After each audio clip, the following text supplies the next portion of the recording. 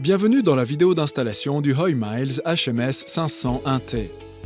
La présente série de vidéos est composée de 5 chapitres: la vue d'ensemble, la préparation, l'installation du micro-onduleur, la configuration du réseau et la création de la centrale.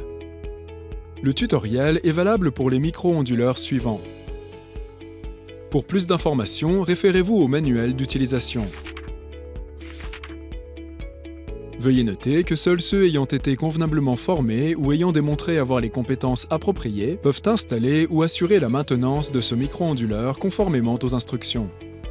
Dans cette vidéo, nous vous guiderons tout au long du processus d'installation sur le toit d'un système photovoltaïque de 2 kW composé de 4 micro-onduleurs HMS 501T, d'un câble parallèle et de 4 panneaux solaires. Pour commencer, jetons un coup d'œil au HMS 501T. Le panneau en argent au milieu du micro-onduleur est l'étiquette des paramètres. La cosse de droite est une antenne sans fil sub 1G. En haut à gauche, c'est le connecteur CA. Et les connecteurs plus bas sont les connecteurs CC. Le trou de vis du côté gauche est le trou de mise à la terre. À l'arrière, il y a un témoin LED qui indique l'état de fonctionnement du micro-onduleur. Découvrons maintenant les outils nécessaires.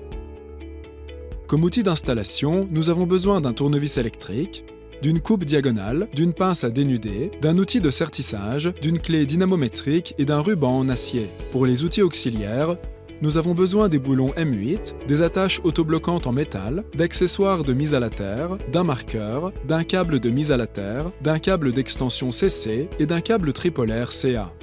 Les accessoires du micro-onduleur que nous utiliserons sont un capuchon d'étanchéité HMS, un câble de connexion HMS, un connecteur d'extension HMS, un connecteur parallèle HMS, un connecteur de câble terminal et un outil de déconnexion HMS.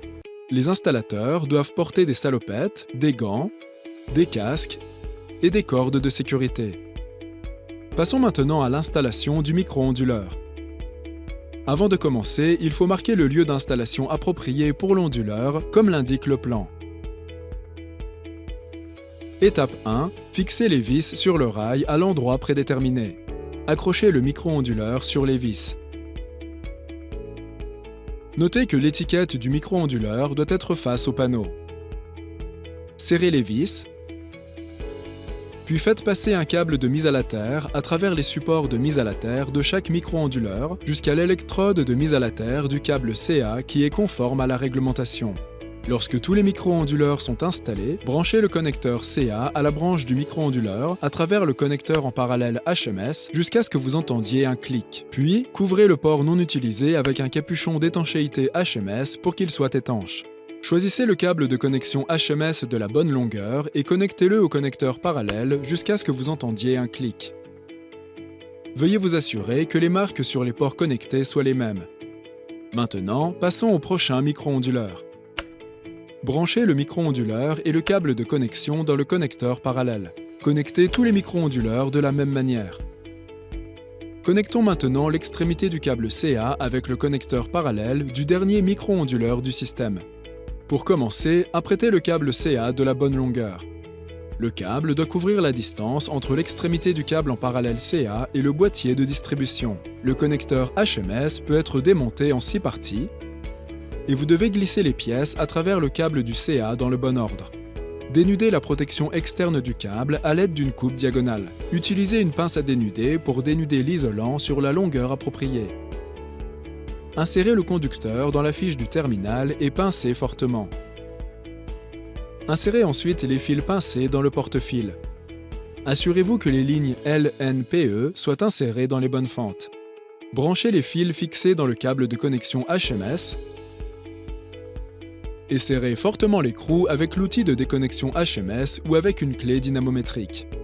Connectez l'extrémité du câble CA au dernier connecteur parallèle HMS et fixez le connecteur avec les attaches autobloquantes pour chaque connecteur. Enfin, enlevez l'étiquette du numéro de série de chaque micro-onduleur et apposez-la à l'emplacement correspondant sur la carte d'installation. Connecter les modules PV revient à connecter les micro-onduleurs au module PV. Veuillez déterminer si dans votre cas vous avez besoin de câbles d'extension CC. Dans ce projet, nous utilisons des câbles d'extension pour certains modules. Placez d'abord les modules PV sur le rail et utilisez les câbles d'extension CC pour connecter les modules PV au micro-onduleur. Enfin, déplacez les modules PV au-dessus du micro-onduleur et connectez-les. Répétez les étapes ci-dessus pour connecter tous les modules PV. Nous devons maintenant connecter l'extrémité du câble CA au boîtier de distribution. Veuillez noter que le raccordement du réseau électrique et du système d'alimentation doit être effectué par des professionnels après l'obtention d'un permis de la part d'un opérateur réseau. Connectez le boîtier de distribution au réseau électrique local pour terminer l'installation du micro-onduleur. N'oubliez pas de parcourir la liste de vérification afin de vous assurer que chaque étape est terminée. Ensuite, nous procédons à la configuration pour connecter le micro-onduleur au réseau grâce à l'appli S-Miles Installer. Avant de commencer, veuillez préparer votre DTU pour la collecte des données et assurez-vous que vous avez la dernière version de l'appli S-Miles Installer.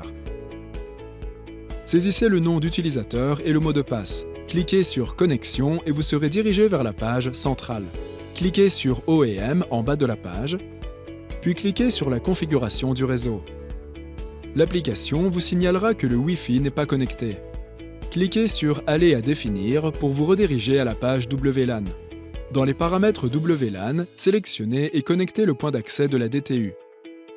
Revenez sur l'écran OEM et cliquez encore sur « Configuration réseau ».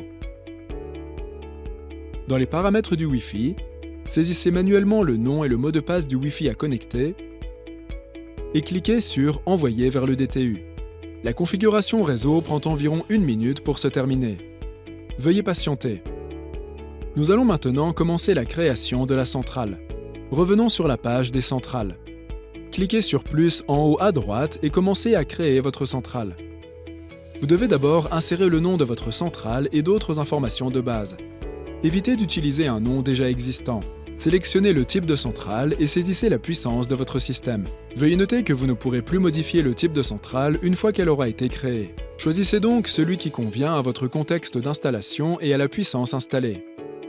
Ensuite, choisissez votre fuseau horaire. Assurez-vous de choisir le bon fuseau horaire car un mauvais choix affectera l'affichage de votre production électrique quotidienne. Puis, choisissez le lieu où se trouve la centrale.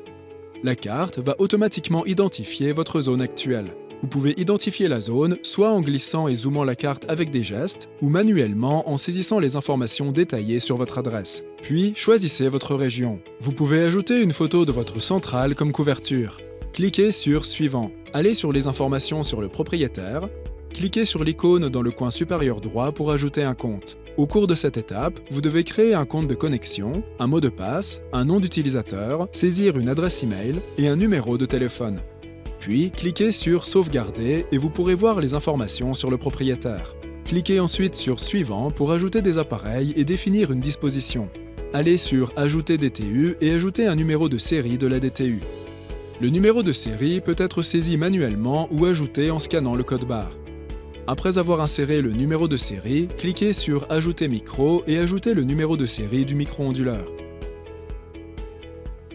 Cliquez sur le bouton « Terminer » ci-dessous.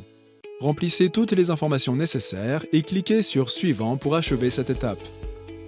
Maintenant, nous pouvons gérer la présentation de votre centrale. Vous pouvez modifier le nom du tableau, remplir l'azimut et l'inclinaison de vos modules, puis choisir le style de présentation.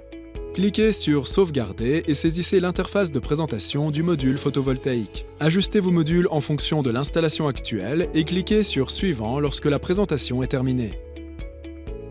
Chargez la carte d'emplacement de l'installation de la centrale solaire ou cliquez directement sur « Suivant » pour ajouter des paramètres à la centrale électrique. Remplissez le reste des informations relatives à la centrale. Vous pouvez choisir si vous voulez activer les autres options ou pas.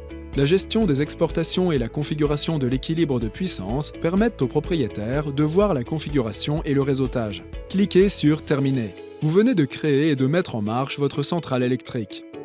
Une fois la connexion terminée, vous pouvez voir le statut de fonctionnement détaillé de vos micro-onduleurs dans la centrale électrique que vous venez juste de créer et créer les micro-onduleurs à distance et à temps. C'est tout pour cette vidéo. Merci d'avoir regardé.